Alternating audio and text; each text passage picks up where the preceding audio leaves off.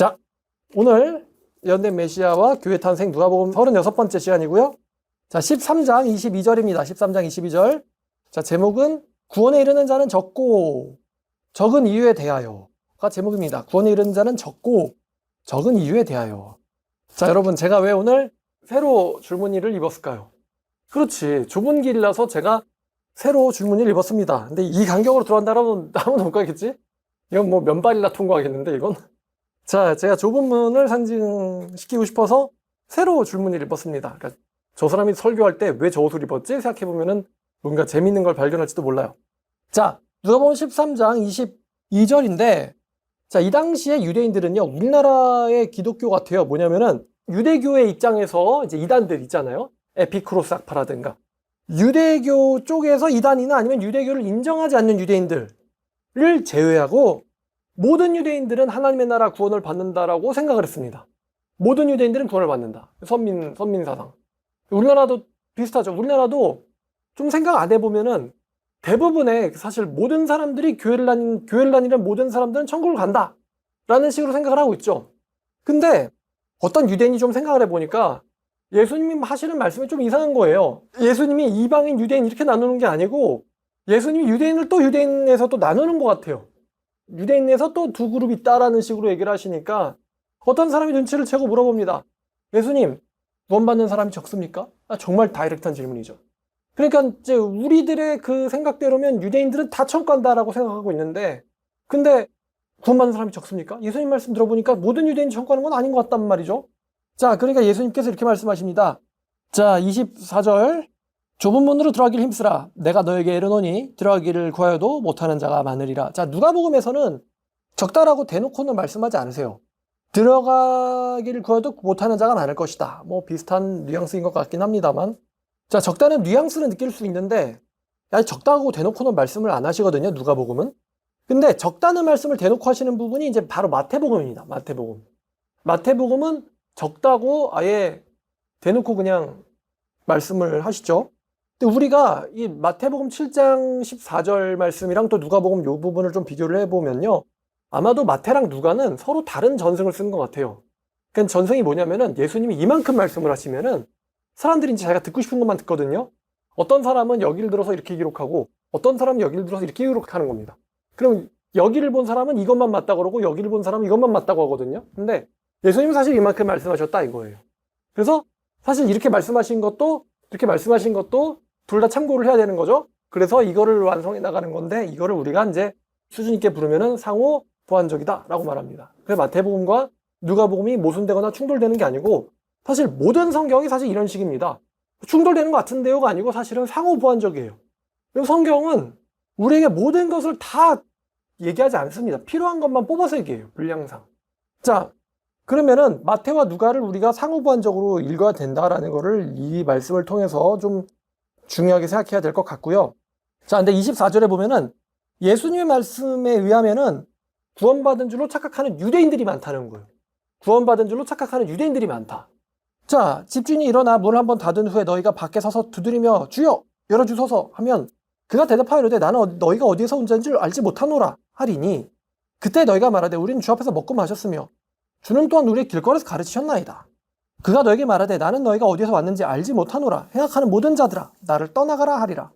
너희는 아브라함과 이삭과 야곱과 모든 선지자는 하나님의 나라에 있고 오직 너희는 밖에 쫓겨난 것을 볼 때 거기서 슬피 울며 이를 갈리라. 사람들이 동서남북에서 와서 하나님의 나라 잔치에 참여하리니. 자, 여기까지 읽었습니다. 그러니까 예수님의 말씀에 따르면 유대인 중에서 이런 사람이 많다는 거예요. 유대인 중에서 천국 갈 줄 아는 유대인들이 많은데 사실은 천국 가지 못한다. 자, 그러면 이 유대인들이 왜 구원을 받지 못하는가? 이 사람들이 구원을 받지 못하는 이유는 예수님의 말씀에 긍정적인 반응을 하지 않기 때문이죠. 예수님의 말씀에 긍정적인 반응을 하지 않기 때문입니다. 이 뒤에도 보면 이제 바리새인이 예수님에 대해서 좀 부정적인 반응을 보여요. 자, 그럼 예수님의 말씀에 긍정적인 반응을 한다는 건 뭘까요? 예수님 말씀을 듣고 기뻐한다. 이 성경에 보면 뭐 예수님 말씀을 통하여 어떤 사람들을 부끄러워했고 어떤 사람들은 하나님께 영광을 돌렸다 이러는데 예수님 말씀을 듣고 기분 좋았다. 예수님 말씀을 듣고 하나님께 영광을 돌렸다. 그러면은 다 천국 가는 걸까요? 에스겔이 그런 것을 지적을 하죠. 하나님의 말씀을 마치 음악 듣듯이 하는 사람들이 있어요. 여러분 음악 들으면 기분 좋죠. 근데 여러분 음악 듣고는 가사대로 사는 사람은 없단 말입니다. 음악 들으면 기분 좋아요. 즐겁게 듣습니다. 그러나 우리가 음악을 듣고 어떤 행동을 하진 않죠. 근데 마찬가지로 하나님의 말씀, 예수님의 말씀, 그리고 설교 말씀을 음악 듣듯이 즐겁게 듣지만, 즐거이 듣지만 행동하지 않는 사람들이 상당히 많이 있단 말입니다. 예수님 당시에도 유대인들이 예수님을 많이 따라다녔어요. 듣고 싶으니까 따라다녔겠죠. 예수님을 책 잡고 고소하려고 따라다니는 사람도 있겠지만 사실 좋아서 따라다니는 사람을 억지로 따라다니는 사람은 따라잡지 못합니다. 그러니까 예수님 말씀을 좋아서 따라다니는 사람들이 있었어요. 근데 예수님은요, 너희가 내 말을 듣고 좋아한다고 해서 다 천국 갈 줄로 생각한다면 그건 큰 오산이다. 자, 집주인이 문을 닫아버립니다. 그러니까 그때 되면 너희가 밖에 서서 문을 두드리면서 주여 열어주소서 하면은 집주인이 대답하여르되 나는 너희가 어디서 온 자인 줄 알지 못하노라. 그러니까 그들의 하소연은 문은 열어달라 해요. 천국 문을. 근데 이미 문이 닫혔습니다. 때가 너무 늦었어요. 이제 더 이상 구원의 문은 열려있지 않습니다. 구원의 문은 열려있지 않아요.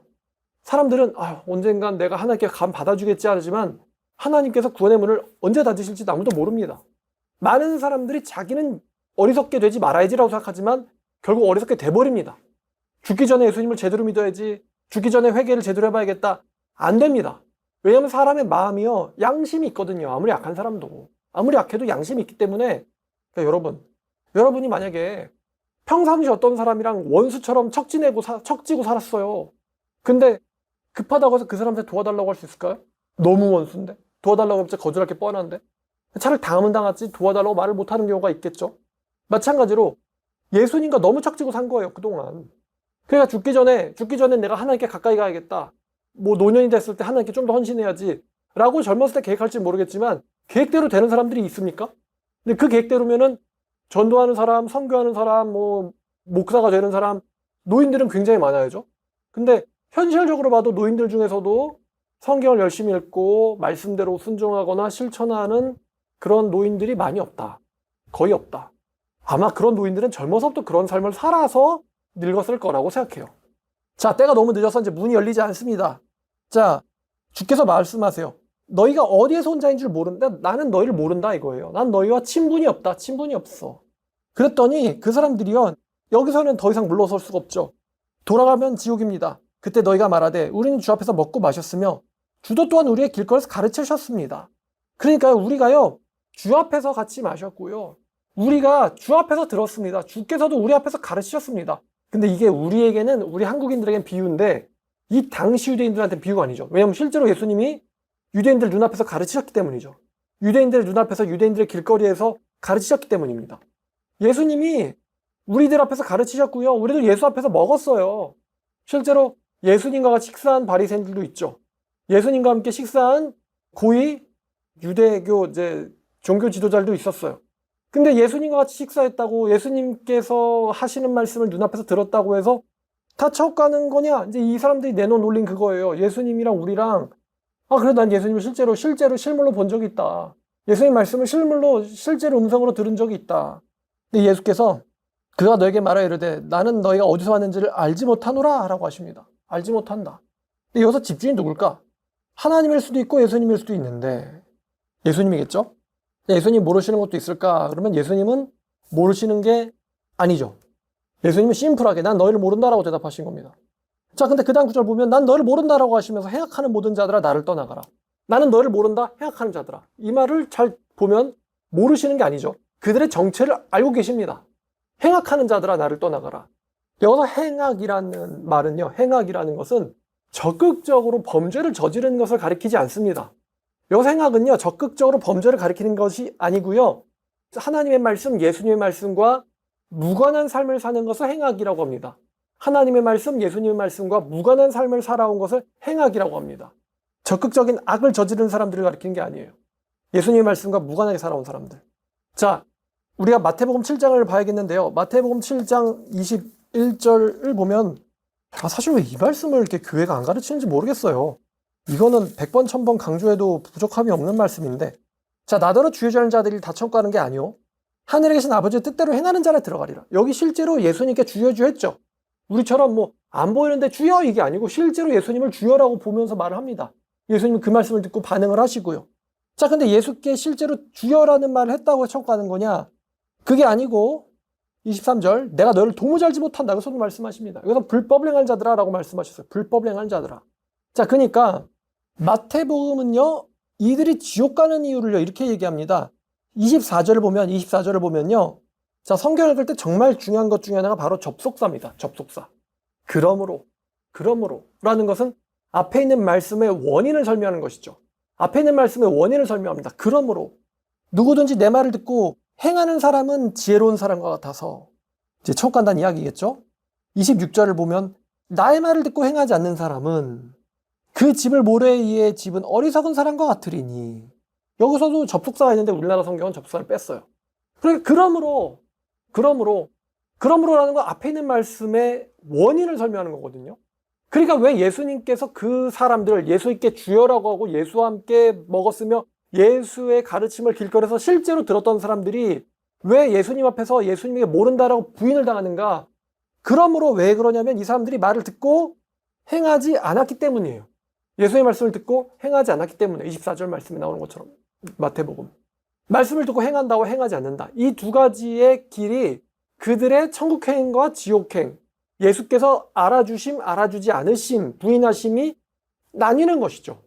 자, 그래서 예수님의 말씀을 듣고 하나님의 말씀을 듣고 삶과 연결시키지 못한다면요. 하나님의 말씀을 듣고 삶으로 연결시키지 못한다면요. 자, 중요한 값 두 번 말하는 거예요. 마태복음에서는 불법이고 누가복음에서는 행악입니다. 이거는 제가 너무 많이 설교를 해서 또 얘기하면 입 아프고 또 얘기하면 잔소리고 또 얘기하니까 이제 미안해서 제가 설교를 못할 정도로 제가 좀 기피하는 본문입니다. 사실 마태복음 7장은. 그럼에도 불구하고 제가 말씀드리기 미안할 정도로 기피하는 본문임에도 불구하고 말씀을 듣고 행동하지 않는 사람들이 너무나도 많이 있습니다. 심지어 우리 교회 안에도요. 말씀 듣고 행동하지 않는다. 저도 그 심리가 궁금은 합니다. 도대체 뭘 믿고 계속 움직이지 않는 걸까? 자기에게 기회가 영원히 있을 거라고 생각하는 걸까? 아니면 자기들이 이미 통과했다고 생각하는 걸까? 설교 때 항상 딴짓하고 설교 때 그러니까 교회에서 전도를 하든 뭐든 끌려 나와서 교회 와가지고 항상 딴짓하고 있는 자매가 하나 있었어요. 근데 그 자매가 언제 한번 이런 고백을 했는데요. 뭐런 고백했냐면 자기가 하나님께 선택을 받은 것에 대해서 어쩌고 이런 얘기를 하더라고요. 그래서 제가 그 얘기를 듣고는 와 진짜 머리를 땅 잡았어요. 어떻게 내 설교를 몇 년을 듣고도 하나님께서 자기를 선택했다고 얘기할 수가 있지? 사람 참 착각이 참 대놓고요. 야 너 지옥 가. 이렇게 얘기하지 않으면은 저렇게 착각을 하는 건가? 근데 그렇게 얘기하면 또 교회 나갈 거 아니에요. 단 한 번도 교회 전도 행사라든가 무슨 외부 행사에 참여한 적이 없는 사람이에요. 설교할 때 항상 딴짓합니다. 근데도 자기는 이미 구원받고 선택된 사람이라고 생각하는 거에 대해서 야 참 무서울 정도로 착각이 심하구나. 무섭구나. 또 어떤 사람들이 이 말을 듣고는 두려워해요. 근데 또 두려워하는 걸로 이미 자기가 또 뭔가 됐다고 생각하는 것 같아요. 만약에 진짜 예수님 말씀 듣고 무서우면은 행동하지 않을까요? 하나님의 말씀을 듣고 내가 무서워하고 있다라고 해서 이미 됐다라고 느낀다고 한다면 그것도 역시 착각입니다. 예수님도 지적하셨지만 하겠다라고 하고 안 한 사람이 있고요. 안 하겠다라고 하고 한 사람이 있습니다. 누가 인정받습니까? 하겠다고 하고 해야지 하고 안 한 사람이에요? 아니면 하지만 한 사람이에요? 한 사람입니다. 제가 매번 얘기를 해드리지 않습니까? 우리나라가 어두워지고 있다. 천국 갔을 때 예수님께 뭐라고 말할 거냐. 어려워서 아무것도 안 했다고 우리가 한 달란트 받은 사람들처럼 예수님에게 보험도 받고 교육도 받고 하나님한테 돈도 받고 물질도 받고 부유하게 살았으면서 온갖 달란트 다 받은 거죠. 근데 안 되니까 안 될 것 같으니까 그냥 안 될 것 같으니까 나 혼자 알아서 마음속으로 정리하고는 그냥 땅에다 파 묻었다고. 그럼 예수님께서 야 잘했다 착하고 충성된 종아 네가 정말 지혜롭게 게으르구나 이렇게 인정해 주실까요? 안 되면 안 되는 대로 1700년대 기독교 개혁 각성 운동기 때 살았던 사람들은 그때 막 몇만 명씩 설교를 듣게 했다고 하니까 또 1900년대 초에 우리나라에서 부흥 일었을 때는 그냥 설교만 하면은 막 어디야 막 서울에서 평양까지 막 걸어서 올라가고 막 그랬다잖아요. 막 원산까지 가고 막 중국까지 가고 그 시대는 그랬으니까. 근데 지금은 그렇지 않죠. 지금은 바로 앞에서 복음을 전한다고 해도 안 오죠. 지금은. 왜냐면 그때랑은 다르거든요. 그때처럼 간절함이 없거든요. 요즘 사람들은. 아쉬울 것도 없고. 근데 요즘처럼 사람들이 안 듣는 시대를 산다고 해서 우리가 어차피 안 될 건데 하고는 그냥 내 마음 스스로 그냥 마음 접어버리고 딱 정리해버리면 예수님이 어떻게 생각하시겠냐고요. 안 되는 시대인 거 안다. 그 시대에서 네가 얼마나 괴로웠는지도 안다.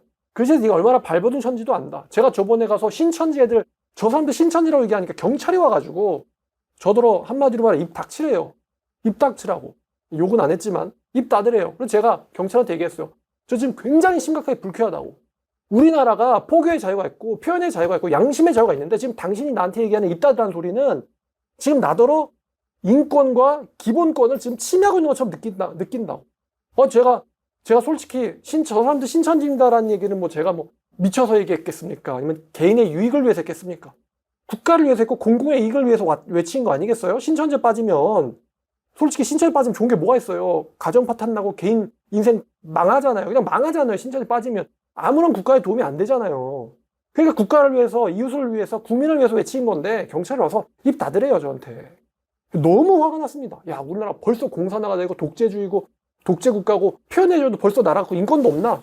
제가 약간 박해를 뭐가 되든 상관없으니까 입 닫으라는 그런 걸 보면서 안 그럼 딱지된다 이런 얘기 들어보면서 야, 이게 지금 이 정도만 당해도 억울하고 분한데 진짜 예수님 시대나 아니면 로마 제국 시대나 아니면 뭐 일제 침략기 때나 뭐 그런 시대 사람들은 얼마나 정말 믿는다는 이유로 차별과 부조리와 악한 대접을 받을 때 얼마나 억울했고 얼마나 화가 났을까. 그럼 오죽하면은 5번째 인심판이 성도들의 하소연과 탄원 아닙니까? 언제까지 원수 안 갚아주실 거냐고 하나님한테. 근데 지금 우리들은 엄청난 자유 안에 있잖아요. 근데도 움직이지 않고 입이 가만히 있고 이거는 아니란 말이죠. 이건 예수님께 뭐라고 할 말이 없어요, 이거는. 우리나라를 이렇게 잘 살게 해주시고 우리에게 이렇게 부유하게 만들어주신 분이 하나님이고 그분의 은혜인데 누릴 건 다 누려놓고도 일은 안 하면 어떡합니까? 자, 그래서 예수님의 말씀을 듣고 행동하지 않는 사람은 불법자예요, 불법자. 악을 저질러서 불법자가 아니고 예수님 말씀을 듣고 긍정적으로 반응하지 않고 자기의 삶과 융합시키지 않았기 때문에 불법자야. 그런 의미에서 일본에서 복음 전한다는 일본에서 목회한다는 목사님들 다 불법자인 것 같아요. 왜냐하면 이것만 하고 행동하지 않으니까. 일본 정부가 복음을 전하지 못하게, 솔직히 국가가 복음을 전하지 못하게 하면 저는 야, 여태까지 열심히 했는데 이제 합법적으로 하지 말라네. 아유, 잘됐다. 은퇴해야지. 이렇게 생각할 수도 있을 것 같아요. 왜냐면 여태까지 열심히 했으니까. 근데 그 사람들은 정부 가세요. 해도 안 해요. 민폐입니다. 지 마음에 지가 민폐. 참나. 어쨌든. 자, 그래서 말씀을 듣고 실천하는 사람만이 천국에 들어가는 사람이고, 이거 행위권처럼 들릴 수 있지만요. 말씀을 듣고 실천하는 삶을 사는 사람만이 진짜 믿음을 가진 사람입니다. 반대로 말하면 진짜 믿음을 가진 사람은 듣고 실천하게 되어 있습니다. 진짜 믿음을 가진 사람은 듣고 실천하게 되어 있습니다. 듣기만 하고 실천하지 않는다. 듣고 은혜 받았어요. 좋아요. 하나님께 영광입니다. 이러면서 마치 좋은 음악을 듣듯이 설교를 듣고는 행동하지 않는다. 그건 진짜 믿음이 아닌 거죠. 진짜 믿음은 움직이게 되어 있습니다. 예수님 말씀 듣고 냉철하게 생각한 다음에 열심히 움직이는 거. 신앙의 정신은 차갑게 그러나 마음은 뜨겁게 말씀을 냉정하게 듣고 행동은 열정적으로 이런 삶을 살아야 된다고 생각해요. 우리나라 사람들은 머리가 뜨겁다. 말씀을 듣고 생각을 안 해요. 말씀을 들을 때 생각을 안 해요. 제가 보기에 설교자들이 생각을 안 하고 준비를 하는 것 같긴 합니다. 행동도 막 무대포로 합니다. 근데 예수님은 분명히 말씀하시기를 내 말을 듣고 생각해보고 곰곰이 생각 많이 하면 좋아요. 하나님 말씀 듣고 생각 많이 하면 뭐 이단이 된다, 이상해진다라고 하는데 저는 그거를 거기에 반대하고요. 하나님 말씀 듣고 곰곰이 생각해보고 오랫동안 생각해보고 명상하듯 생각해보고 이제 묵상이라 그러죠. 하나님 말씀 가지고 곰곰이 생각해보면서 하나님이 그걸 좋아하시는 것 같아요. 이 말씀을 들었을 때 인간들이 어떻게 반응할까? 그리고 그 과정, 답을 찾아 나가는 과정, 그 과정을 주님이 기뻐하시는 것 같아요. 뇌를 쓰는 거, 성경을 읽으면서 이 당시 주어진 말씀을 오늘날에 어떻게 적용할 것인가, 뇌를 쓰는 거. 그래서 제가 여러분들에게 권하는 것 중에 하나가 전도 어떻게 할지 모르겠으면 성경을 들고 가만히 서 있어서 생각을 해봐라. 생각하는 시간만도 그것도 사실 전도하는 시간이에요. 저 사람들은 무슨 말을 들어야 될까? 자, 그래서 하나님 말씀을 듣고는 생각하고 행동을 해야 된다는 것입니다. 생각하고 행동해야 된다. 그런 사람들이, 행동하는 사람들이 진짜 믿음을 가진 사람들입니다. 자, 다시 누가복음으로 돌아가서 자, 28절 너희는 아브라함과 이삭과 야곱과 모든 선자를 하나님 나라에 있고 너희는 밖에 쫓겨난 것을 볼 때 거기서 슬플며 이를 갈리라. 그러니까 여기서 너희는 유대인들입니다. 사람들이 동서남북으로부터 와서 하나님 나라 잔치에 참여하리니. 그러니까 많은 사람들이 동서남북이라는 거는 유대의 바깥 세상이에요. 유대 바깥 세상으로부터 와가지고 하나님 나라의 잔치에 참여할 것이지만 내 앞에서 나와 지금 대화를 하고 있는 너희들은 정작 쫓겨나 있을 것이다. 주님의 말씀을 직접 들었고 주님과 대면했고 주님과 대화도 했지만 그때가 되면 너희들은 집 바깥으로 쫓겨나 있을 것이다 라고 예수님께서 말씀하십니다. 또 이 말을 듣고 난 이방이니까 천국 자동 합격이구나 이렇게 생각하면 안 되겠죠. 이 원리를 이 시대에 또 맞게 적용을 해야겠죠. 교회만 다니면 다 천국인가? 라는 질문에 자 보라 나중된 자로 먼저 될 자도 있고 먼저 된 자로서 나중될 자도 있느니라 하시니라. 이제 이 말씀이 그냥 간단하게 말하자면은 여기서 나중된 자로서 먼저 되는 자가 바로 이제 나중된 자는 이방인을 가리키는 거고 먼저 된 자는 유대인을 가리키는 거라고 생각하면 이제 이 당시에 이렇게 들리는데요. 그래서 이방인이 나중됐지만 나중 가서는 먼저 된 자가 되고 유대인들이 먼저 들어왔지만 나중 가서는 나중된 자가 된다. 이렇게 되는데 이제 우리에게로 적용하면은 신앙생활을 먼저 했지만서도 천국까지 못하는 사람들이 있겠죠. 신앙생활을 먼저 시작했지만 천국까지 못하는 사람도 있을 것이고 신앙생활에 미온적이었거나 부정적이었지만 나중 가서 열정적으로 활활 타는 사람이 있을 수 있겠죠. 근데 예수님 말씀을 정리해 보면요. 이거예요. 먼저 된 자는 처음엔 열정적이었어요. 근데 나중 가서는 식어버렸습니다. 다시요. 먼저 된 자는 처음엔 열정적이었어요. 근데 나중 가서는 식어버렸습니다. 근데 나중 된 자는요. 처음에는 미온적이었어요. 에휴 하면서 발 빼고. 근데 나중 가서는 열정적이 됐습니다. 이 나중에 됐지만 먼저 된 자가. 처음에는 미온적이었지만 나중 가서는 열정적이었다. 그럼 예수님께서는 누구를 인정하시냐면은 정리하면 이렇습니다. 마지막에 열정적인 사람. 그러니까 우리가요 어떤 사람을 평가를 할 때 사람이라는 거는 단편적으로 평가가 안 됩니다. 신이 아닌 이상 사실 예수도 막 비판하는 사람도 있고 사도 바울도 비판하는 사람도 있잖아요. 신이 아닌 이상 완벽한 솔직히 요즘 사람 신도 비판하니까 저도 비판할 수 있죠. 비판 당해야죠. 근데 딱 잘라보면 저 사람 이런 모습 있고 저런 모습 있고 저렇고 제가 진짜 목사가 맞아? 뭐 어쩌고 저쩌고 뭐 그럴 수 있겠죠. 하지만 우리가 어떤 사람을 추억을 할 때 메모리얼 추억을 할 때 결국에 그 사람이 마지막에 나한테 어떤 모습을 보여줬느냐. 다른 사람한테는 상관없어요. 나한테 마지막으로 어떤 모습을 보여줬느냐. 우리가 그 마지막 모습에 그 사람을 슬피 우는 거예요. 그 사람을 위해서. 굉장히 엄격하게 굴었고 정말 나쁜 사람이라고 생각했을 정도로 심했는데 알고 봤더니 그 사람 좋은 사람이었고 나를 위해서 한 행동이었고 내 오해였고 마지막에 나에게 좋은 모습을 보여주고는 떠났어요. 죽었어요. 그러면 말입니다. 여러분 굉장히 슬픔과 미련이 많이 남습니다. 왜 진작 잘해주지 못했을까?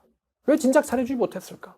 근데 처음에는 살갑게 다가왔는데 나중 가니까 막 뒷담화하고 나에게 악평을 하고 끝에 가서 계속 공작질하고 그런 사람을 우리는 좋은 사람의 평가 안 합니다. 아무리 그 사람이 우리에게 보여준 시간이 길었다 할지라도요. 마지막 모습이 들어오면요. 우리는 그 사람 좋게 생각하지 않습니다.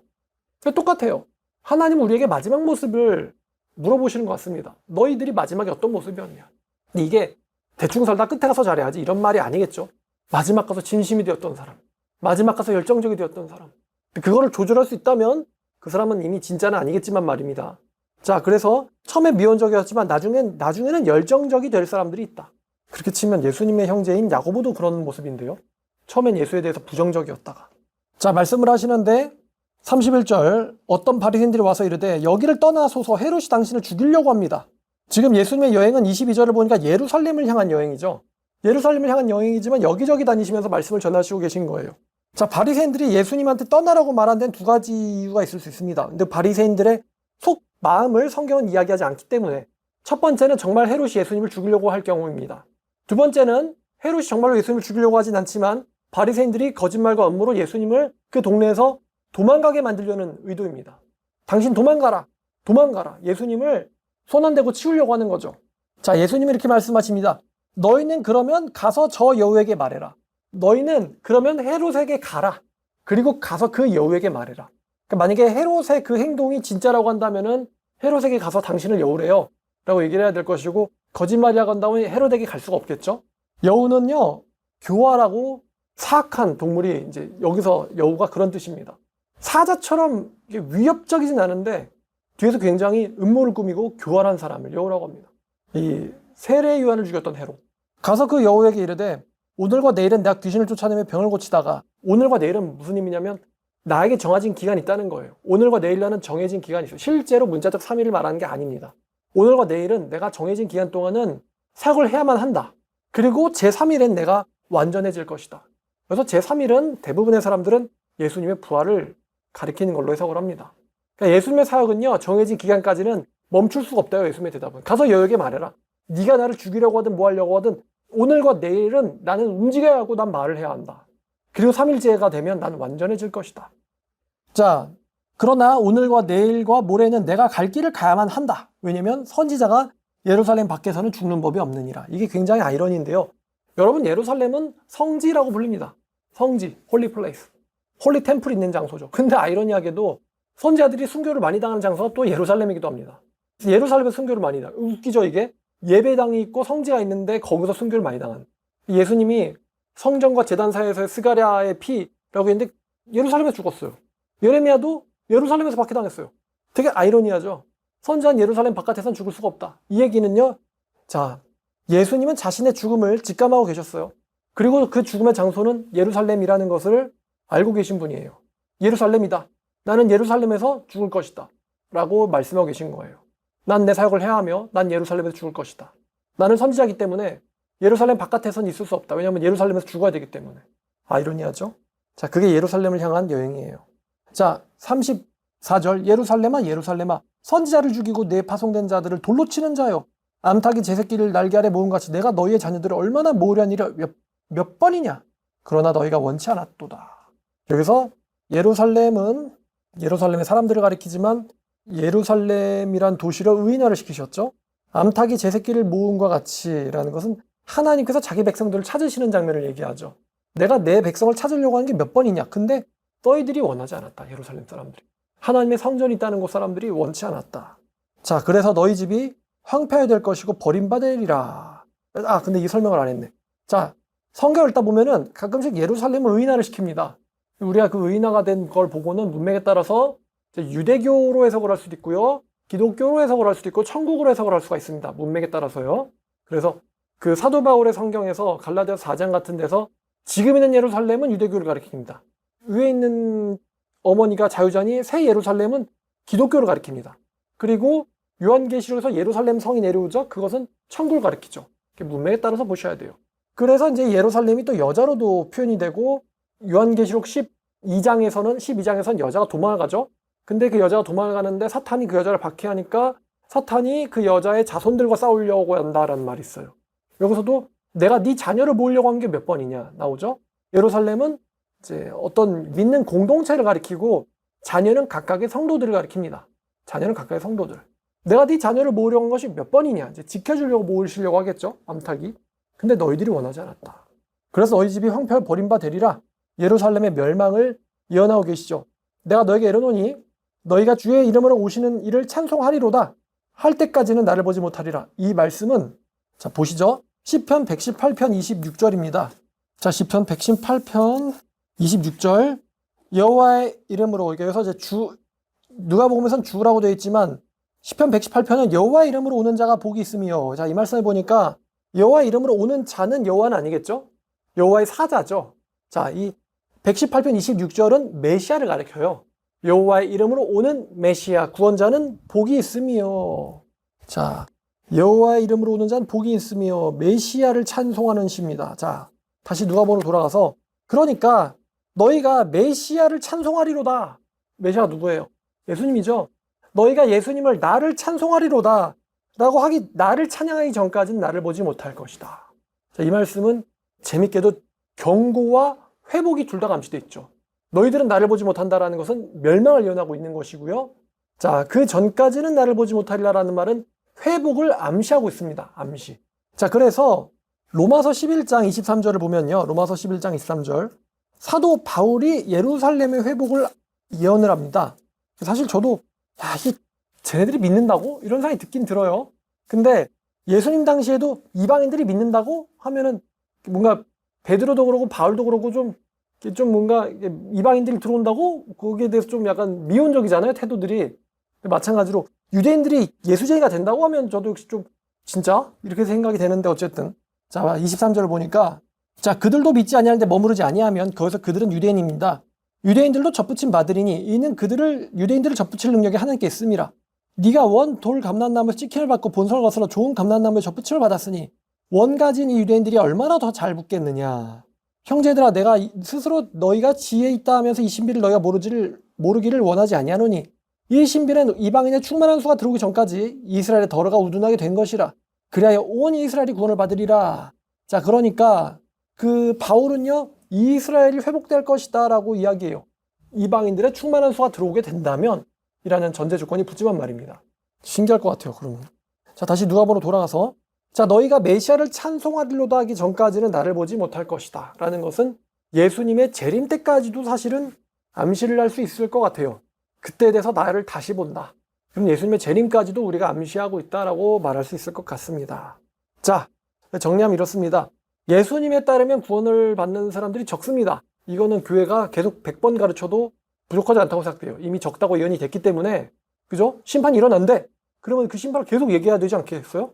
척하는 사람이 되게 적대. 그러면 계속 얘기해야 되지 않겠어요? 아, 기분 나쁜 소리, 무서운 소리는 하지 마시고요가 아니고 무서운 소리를 진지하게 연구해야죠.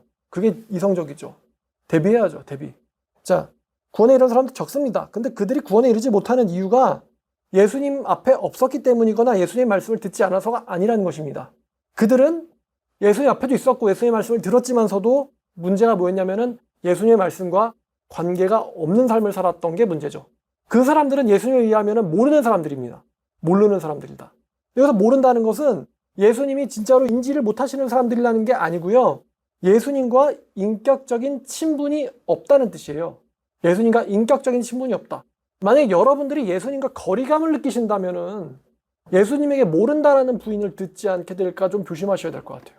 예수님과 인격적인 친분이 없다. 교회는 나오지만 여러분 교회 나온다고 예수님이랑 친한 건 아니잖아요. 예수님이랑 친하려면 어떻게 해야 돼요? 여러분이 사람이랑 친해지려면 어떻게 해야 됩니까? 학교에서 그냥 슬쩍 지나가다 몇 번 본 사람은 우리가 이제 상황에 따라 모른다고 할 수도 있고 안다고 할 수 있겠죠? 내가 뭐 연예인이 봤어. 근데 우리가 만약 그 사람이랑 인격적인 친분을 가지려면 어떻게 해야 돼요? 가서 대화해야 되고 교제해야 되고 그 사람에 대해서 알아가야 되고 그 사람도 나에 대해서 알아가야 되겠죠? 중요한 게 대화인 것 같아요. 대화. 여러분들이 예수님과 친해지려면 어떻게 해야 됩니까? 예수님과 대화를 많이 해야죠. 예수님께 여러분을 많이 알려드려야죠. 그리고 예수님에 대해서 여러분들이 많이 알아야죠. 예수님이 뭘 원하시는지, 그리고 내 약점과 연약함은 무엇인지, 어떻게 가서 극복할 수 있는지 예수님께 많이 알려드려야죠. 그리고 행동해야죠. 예수님이 원하시는 대로 살아야죠. 그래야지 예수님과 친해, 인격적인 친분이 있다라고 할 수 있겠죠. 근데 사람이 양심이 있기 때문에 주여 하지만서도 예수님과 친분은 없을 수도 있어요. 본인이 제일 잘 압니다. 본인들이. 우리가 주여 할 때 진짜 예수님을 부르는 걸까요? 여러분 생각해 보세요. 여러분 눈앞에 아빠 부를 때 아빠! 이래요? 안 그러잖아요. 주여 이거는요. 진짜 주님 부르는 거야 아니면 쇼예요? 사실 쇼일 가능성이 높죠. 쇼는 친분 없어도 합니다. 근데 쇼가 아닌 진심으로 아버지 부를 때 정말 나만의 개인적인 시간에서 예수님과 대화할 때 그때는 쇼가 아니죠. 자, 예수님과 인격적인 친분이 있어야 된다. 안 그러면 예수님이 모른다라고 부인하시게 될 거란 말이죠. 예수님을 수박 겉핥기식으로 알아가면 친분을 예수님과 쌓을 수가 없죠. 우리는 예수님과 같이 요한계시록의 말씀처럼 예수님과 같이 한 상에 앉아서 식탁에 앉아서 같이 더불어 먹으면서 교제를 해야 합니다. 예수님과 교제를 해야 돼요. 교제하는 삶을 살아야 됩니다. 예수님과. 그리고 나서 예수님의 말씀을 가슴속에 담고 실천하는 삶을 살아야 됩니다. 누가 제일 잘 아는 사람이에요? 누가 제일 잘 아는 사람입니까? 설명을 잘하는 사람일까요? 하는 사람일까요? 하는 사람이에요. 뭐 기계를 조립을 하든 공장에서 일하든 뭐 교육을 시키든 뭐든 시킬 줄 아는 사람, 할 줄 아는 사람이 제일 잘 알고 있는 사람이에요. 말만 하는 사람은 잘 아는 사람이 아닙니다. 그래서 예수님 말씀을 가슴에 담고 실천하는 삶을 살아야 되고 또 중요한 건데 끝까지 충성하는 것이 중요합니다. 마지막 모습이 중요하다. 끝까지 충성하는 삶을 사는 것이 중요합니다. 우리가 열정적이다가 훗날 미온적이 되지 않을까. 바울의 말씀처럼 또 라오디게아 교회에 하신 말씀처럼 나중에 열정적이 되지 않을까, 미온적이 되지 않을까 조심해야 될 것 같습니다. 특히나 요즘처럼 신앙의 빛이 전 세계적으로 꺼져가는 시대를 살 때일수록 이때 같이 미온적이 되기 너무 좋잖아요. 이럴 때일수록 위기일 때 더 정신 차려야죠. 우리가 예수님께 더 충성하는 삶을 살도록 합시다. 자, 오늘 말씀 여기까지입니다. 기도하겠습니다. 하나님 아버지 감사합니다. 오늘도 귀한 하루 주셨습니다. 예수님 말씀을 듣고 행동하는 사람 되게 하여 주시옵소서. 예수께서 말씀하시기를 구원에 이르지 못하는 사람들이 많을 것이다 라고 말씀하셨습니다. 주님, 저희가 그런 어리석은 무리에 끼지 않게 도와주시옵소서. 또한 진심으로 예수님과 친해질 수 있도록 도와주시옵소서. 예수님과 친분 가진 자들 되기를 원합니다. 예수님의 말씀을 가슴속에 담고 실천하는 사람 되게 하여 주시옵소서. 지금 전 세계적으로 기독교가 완전히 죽어가고 있는 시대입니다.